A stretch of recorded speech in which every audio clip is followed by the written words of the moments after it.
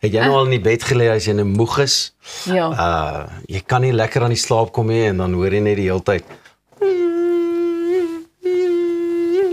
Dit is briljant. Doe dit weer. Huh? Maak dit weer geluid. Huh? That is the most Muskiet. realistic mosquito sound I've ever heard a human So being vroeg in die make. oggend, né? Ja, kyk hier, Pieter slaap in die nag.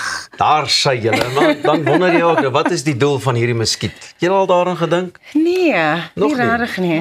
Maar daar is 'n doel vir hulle. Otherwise, we would have gotten rid of them in some sense. Luister gou hier in Brasilië, pas die wêreld se grootste muskietfabriek in Campinas, São Paulo geopen. Dit gaan oor die musiek in my ore vanmôre ouens, né?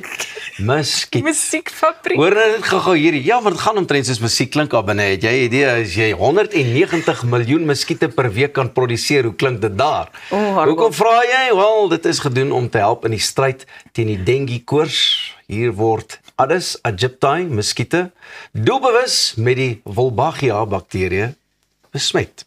Wat keer dat hulle die dengue virus kan oordra. Die bakteria word ook aan hulle nageslag oorgedra wat die verspreiding van die siekte verder beperk. Die projek kom nadat Brasilië in 2024 sy ergste dengue uitbreking nog beleef het wat meer as 90% van wêreldwye infeksies verteenwoordig het. Met hierdie reuse aanleg hoop die land om die siekte nou op ongekende skaal te beheer. So? Muskiet.